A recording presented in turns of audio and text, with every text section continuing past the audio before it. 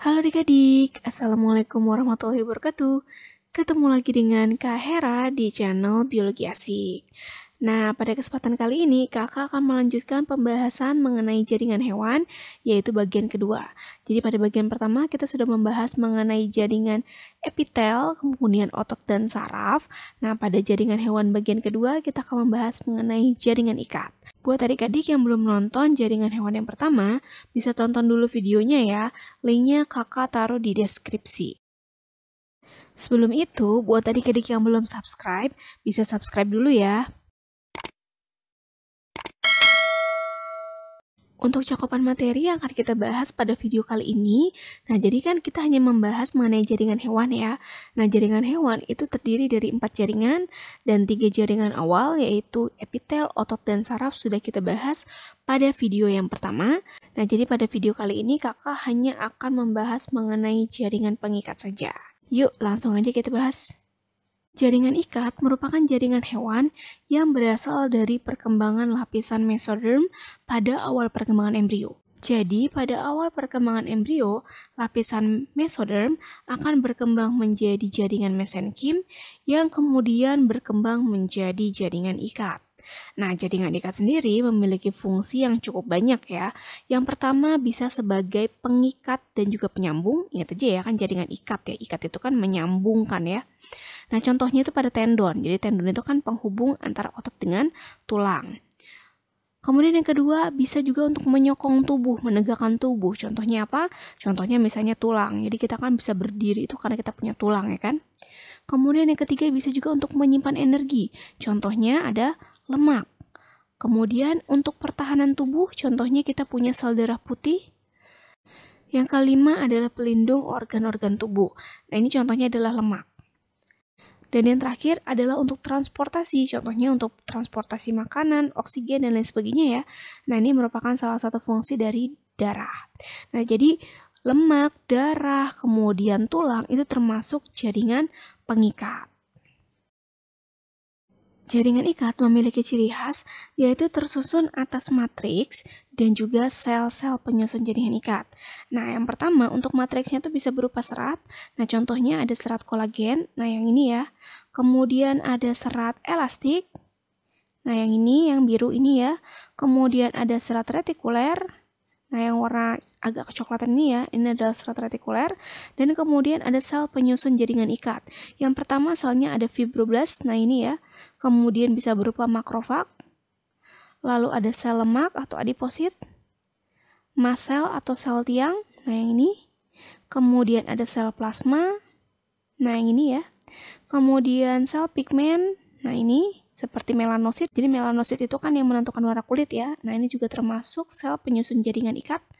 Kemudian ada leukosit. Nah, ini dan sel mesenkim.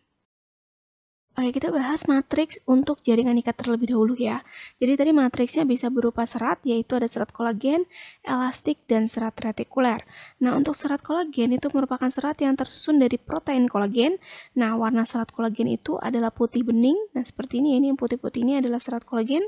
Kemudian, jaringan kolagen ini bentuknya agak lurus dan sedikit bergelombang lah ya. Nah, sifatnya itu lihat lunak, tidak elastis, dan mudah dibengkokkan. Jadi serat kolagen itu memiliki daya regang yang cukup tinggi, namun elastisitasnya itu sangat rendah. Yang kedua ada serat elastik atau serat elastin. Serat ini berwarna kekuning-kuningan dengan bentuk pita pipih atau silindris panjang dan juga tipis. Serat elastik ini juga memiliki sifat yaitu sangat lentur dan mudah direnggangkan. Jadi kalau serat elastik atau elastin itu memiliki daya elastisitas yang tinggi. Kalau kolagen kan elastisitasnya rendah tapi daya regangnya tinggi. Kalau serat elastik itu daya elastisitasnya sangat tinggi. Nah, kemudian yang terakhir ada serat retikuler. Nah, jadi serat retikuler ini merupakan serat kolagen tapi yang sangat halus. Nah, bentuknya itu seperti jala, sifatnya itu ya sama seperti kolagen, tapi dengan kelenturan yang rendah. Jadi kalau misalnya kolagen kan masih lentur, kalau misalnya retikuler dia tidak lentur. Selanjutnya ada sel penyusun jaringan ikat. Nah, tadi ada 8 ya sel penyusun jaringan ikat. Yang pertama ada fibroblast. Nah, mana tadi fibroblast? Nah, ini ya. Jadi fibroblast itu merupakan sel yang paling banyak menyusun jaringan ikat. Jadi ada 2 sel penyusun terbanyak ya di jaringan ikat, yaitu fibroblast dan makrofag. Fibroblast ini memiliki kemampuan untuk tumbuh dan juga beregenerasi seumur hidup. Makanya, sel fibroblast ini paling banyak di dalam jaringan ikat. Yang kedua ada makrofag. Jadi makrofag itu merupakan sel yang bentuknya itu bisa bulat ataupun tidak beraturan ya. Makrofag ini berfungsi untuk pertahanan tubuh karena bisa memakan zat-zat buangan ataupun benda asing ya. Jadi bisa bakteri ataupun benda asing lainnya. Kemudian yang ketiga ada sel lemak. Nah, yang kuning ini ya, atau adiposit. Nah, berarti sel lemak itu merupakan sel penyusun jaringan ikat yang bisa berfungsi untuk menyimpan cadangan makanan. Yang keempat ada mast cell atau sel tiang. Nah, yang ini ya. Nah, jadi sel tiang itu merupakan sel yang tersebar luas dalam jaringan ikat. Nah, sel ini bisa menghasilkan heparin dan juga histamin. Heparin itu berfungsi dalam pembekuan darah, sedangkan histamin berfungsi untuk meningkatkan permeabilitas pembuluh darah. Nah, lalu yang kelima ada sel plasma. Nah, jadi sel plasma ini juga termasuk ke dalam leukosit ya. Jadi plasma sel, mana nih tadi plasmanya? Oh, yang ini ya. Jadi plasma sel itu juga merupakan bagian dari leukosit yang berfungsi untuk pertahanan tubuh. Kemudian ada sel pigmen, nah di sini ada melanosit ya. Jadi melanosit itu mengandung melanosom dan melanosom itu di dalamnya mengandung pigmen melanin yang berfungsi untuk menyerap cahaya. Jadi itulah mengapa kalau kita berjemur itu makin gelap kulitnya karena melanin itu tadi bisa menyerap cahaya. Jadi semakin banyak kita terkena cahaya, maka melanositnya itu banyak terbentuk atau melaninnya itu banyak dibentuk sehingga warna kulit kita menjadi lebih gelap. Kemudian ada leukosit. Nah, jadi leukosit di sini berarti ada makrofag dan juga limfosit ya. Jadi ini masih termasuk leukosit juga. Nah, fungsi dari leukosit otomatis untuk pertahanan tubuh ya. Di leukosit ini nanti sebenarnya ada limfosit, kemudian ada monosit, kemudian makrofag, basofil, eosinofil, dan lain sebagainya. Dan yang terakhir tadi ada sel mesenkim. Nah, ini ya sel mesenkim yang warna biru ini. Nah, sel mesenkim itu merupakan sel embrional yang masih bisa kita temukan pada orang dewasa. Sel mesenkim ini nantinya akan berdiferensiasi menjadi jaringan ikat longgar ataupun sel otot polos. Oke, selanjutnya kita akan membahas mengenai pengelompokan jaringan ikat. Nah, jadi jaringan ikat itu bisa dibedakan menjadi 3 jenis ya. Ada ikat sejati, ikat penyokong, dan juga ikat cair. Ikat sejati terdiri dari 2, yaitu ikat longgar dan juga ikat padat. Jaringan ikat penyokong pun juga sama, terdiri dari osteon atau tulang keras dan kartilago atau tulang rawan. Dan jaringan ikat cair juga terdiri dari 2, yaitu darah dan juga limfa atau getah bening. Oke, kita masuk ke jaringan yang pertama, yaitu jaringan ikat sejati. Nah, tadi kan jaringan ikat sejati itu dibagi jadi 2 ya. Ada jaringan ikat padat, dan yang kedua ada jaringan ikat longgar. Nah, jaringan ikat padat itu dibagi lagi menjadi 2, yaitu jaringan ikat padat teratur, dan jaringan ikat padat tidak teratur. Nah, ikat longgar itu juga dibagi lagi, yaitu jaringan adiposa atau lemak, kemudian ada jaringan areolar, dan jaringan retikuler. Yang pertama, jaringan ikat padat tidak teratur. Nah, jaringan ikat padat tidak teratur itu merupakan jaringan ikat yang tersusun dari serat kolagen yang berjajar paralel. Nah, bisa dilihat ya. Jadi kenapa sih namanya ikat padat teratur gitu ya? Karena jaringan ikat padat teratur ini tersusun dari serat kolagen yang berjajar secara paralel dan jaringan ikat ini merupakan jaringan yang sangat kuat karena tersusun dari serat kolagen. Nah, ingat ya, tadi disebut jaringan ikat itu berarti karena memiliki sel dan juga matriks ya. Berarti di sini dia selnya adalah fibroblast ya kan? Dan matriksnya adalah berupa serat kolagen. Nah, jaringan ikat padat teratur ini bisa ditemukan pada tendon ataupun ligamen. Apa itu tendon? Jadi tendon itu yang menghubungkan antara otot dengan tulang. Nah, ini berarti tendon ya. Jadi ini kan otot, ini tulang. Nah, penghubungnya adalah tendon. Nah, sedangkan yang kedua bisa juga ditemukan pada ligamen. Apa itu ligamen? Penghubung antara tulang dengan tulang. Jadi ini tulang, nah penghubungnya adalah ligamen. Jaringan ikat padat yang kedua berarti ikat padat tidak teratur. Jadi kalau jaringan ikat padat tidak teratur itu juga sama tersusun dari sel fibroblast dan juga serat kolagen, namun jaringan ikat padat tidak teratur ini juga mengandung matriks yang lain yaitu sedikit serat elastin dan juga serat retikuler. Jaringan ikat padat tidak teratur itu bentuknya lembaran-lembaran ya. Nah, lembaran-lembaran seperti ini. Jadi kalau ini kan tadi tersusun sejajar ya kalau yang padat teratur. Kalau padat tidak teratur dibentuknya kayak lembaran-lembaran seperti anyaman ya. Jadi kayak anyaman yang kuat juga sama ya. Jaringan ikat ini jadi bisa kita temukan pada fascia atau selaput pembungkus otot. Selain itu bisa juga kita temukan pada dermis kulit ataupun periosteum atau lapisan dari tulang keras. Nah, untuk jaringan ikat longgar tadi dibagi menjadi 3 ya. Ada jaringan lemak atau adiposa, kemudian ada retikuler dan areolar. Yang pertama, jaringan adiposa. Ingat, tadi kalau dia disebut jaringan ikat karena memiliki matriks dan juga sel. Nah, sel penyusun dari lemak atau adiposa adalah adiposit. Nah, ini ya. Kemudian untuk matriksnya adalah berupa serat retikuler. Jadi di dalam sini ada serat-serat retikuler ya. Fungsi dari jaringan adiposa yang pertama berarti bisa sebagai bantalan organ tubuh. Jadi organ-organ tubuh kita itu ternyata dilapisi oleh lemak yang berfungsi untuk melindungi organ tubuh kita. Kemudian juga bisa sebagai cadangan makanan, contohnya di bawah kulit ya. Kemudian bisa juga sebagai pengatur suhu, jadi untuk menahan dingin. Nah, berarti jaringan lemak ini bisa kita temukan pada lapisan subkutan pada kulit. Kemudian untuk retikuler, maka sama ya, jadi dia memiliki sel penyusun yaitu berupa sel-sel makrofag, kemudian seratnya berupa serat retikuler. Nah ini ya yang agak kebiruan ini adalah serat retikuler. Fungsinya karena dia mengandung sel yaitu makrofag ya. Nah fungsi dari jaringan retikuler adalah sebagai fagositosis atau memakan benda asing ya. Jaringan retikuler ini bisa kita temukan pada sel-sel hati. Dan yang terakhir ada jaringan areolar yang memiliki sel penyusun yaitu sel fibrosit dan juga makrofag, sedangkan matriksnya berupa serat kolagen dan serat elastin. Fungsi dari jaringan areolar adalah untuk mengikat atau membungkus jaringan. Jaringan ini bisa ditemukan di antara kulit dan juga otot. Ada jaringan ikat cair. Jaringan ikat cair dapat dibedakan menjadi 2, yaitu darah dan juga limfa. Yang pertama, darah. Darah itu juga memiliki sel penyusun dan juga matriks. Untuk sel penyusunnya yang pertama ada eritrosit atau sel-sel darah merah, kemudian ada leukosit atau sel darah putih, dan trombosit atau keping darah. Sedangkan matriksnya itu berupa plasma darah. Fungsi dari jaringan darah berarti yang pertama adalah untuk mengangkut oksigen. Nah, ini dilakukan oleh eritrosit. Nah, kemudian yang kedua untuk pertahanan tubuh yang dilakukan oleh leukosit. Kemudian untuk pembekuan darah yang dilakukan oleh trombosit. Dan bisa juga untuk angkutan sari-sari makanan, hormon, dan sisa metabolisme yang dilakukan oleh plasma darah. Nah, yang kedua ada limfa atau getah bening.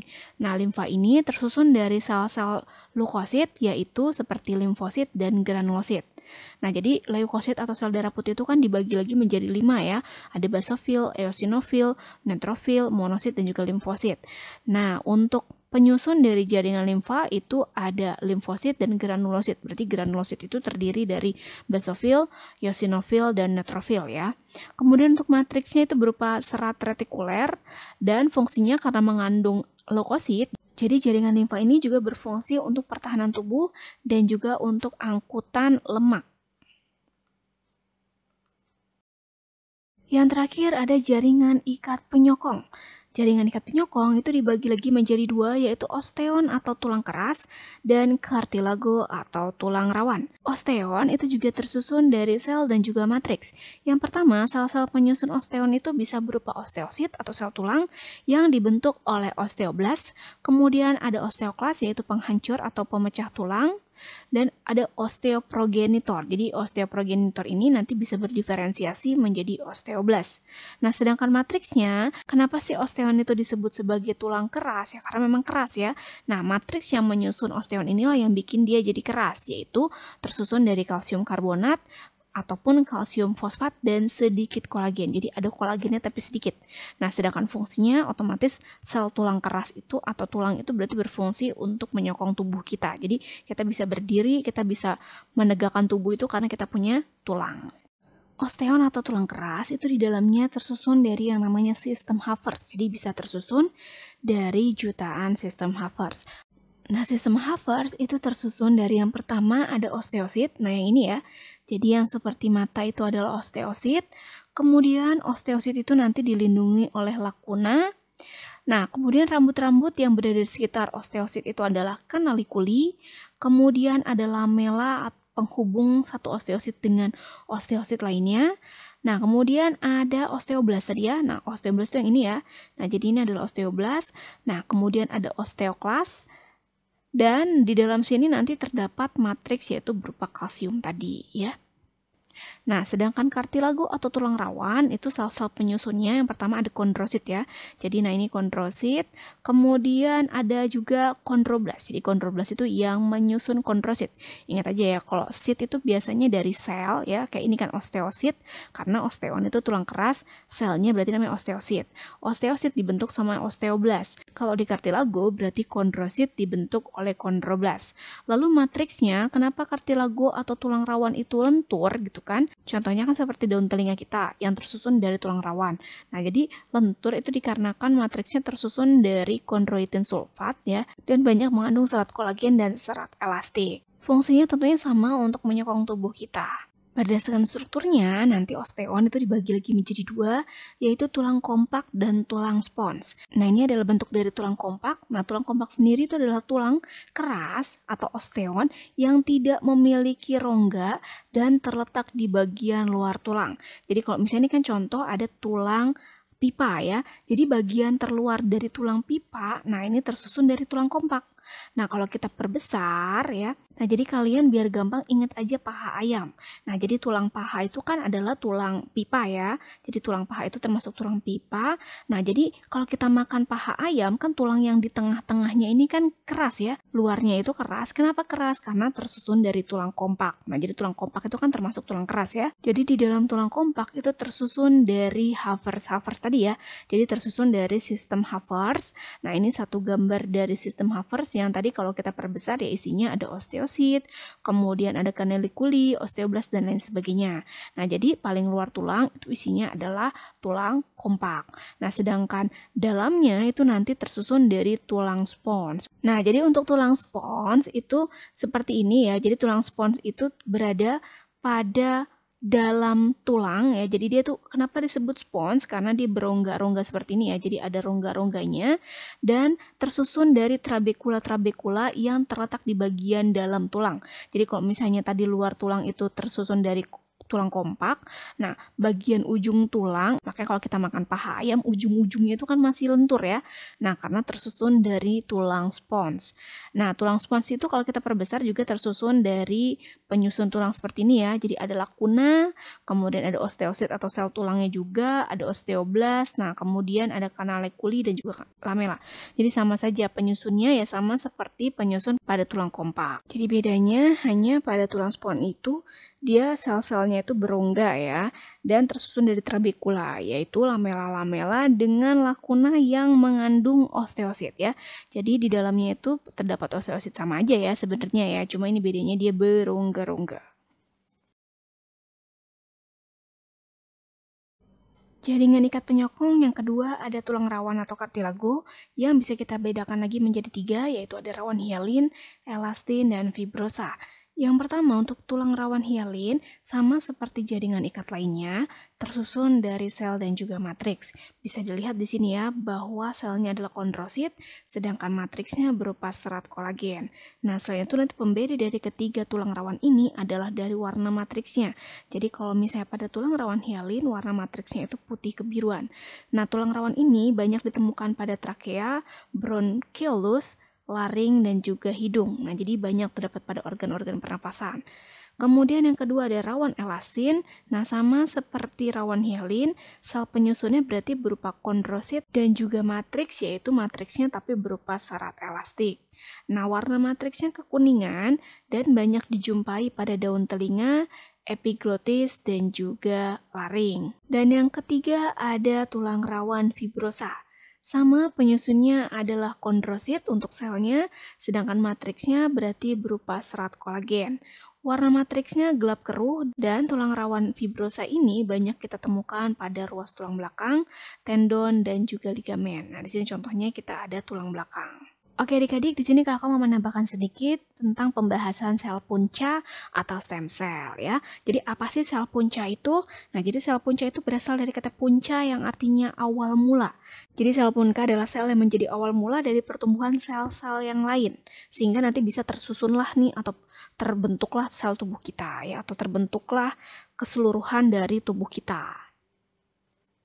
Nah, sel punca sendiri memiliki karakteristik yang pertama adalah belum berdiferensiasi. Jadi sel punca ini belum memiliki bentuk dan juga fungsi yang spesifik layaknya sel-sel lain.